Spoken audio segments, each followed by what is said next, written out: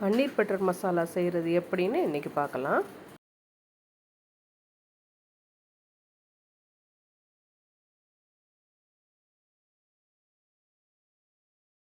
எண்ணெய் ஊற்றிக்கோங்க.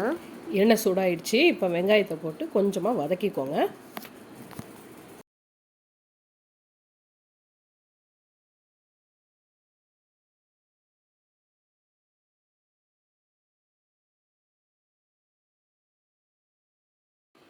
இப்போ தக்காளி சேர்த்து வதக்கிடுங்க.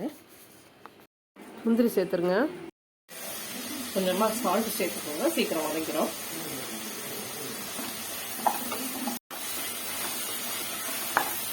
நல்லா வதங்கிடுச்சு, போதும், ஆஃப் பண்ணிடலாம்.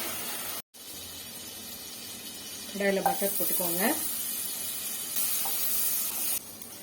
கூடவே கொஞ்சம் ஆயில் சேர்த்துக்கோங்க. பட்டை, கிராம்பு, ஏலக்காய் போட்டுக்கோங்க. 1 ஸ்பூன் சில்லி பவுடர்,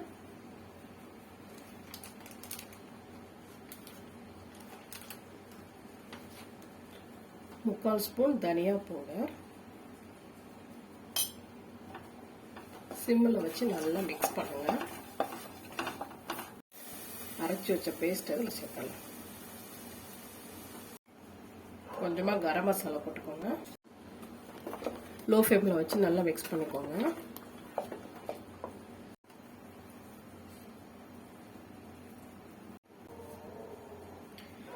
தேவையான அளவு உப்பு போட்டுக்கோங்க.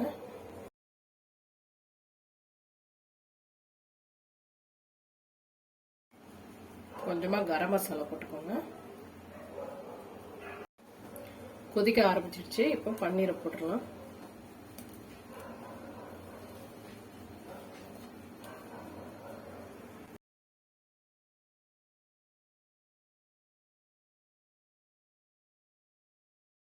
நல்லா கொதிச்சிடுச்சுங்க.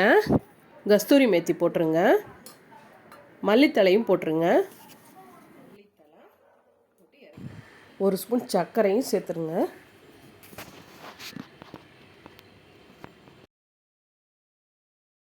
பன்னீர் பட்டர் மசாலா ரெடிங்க.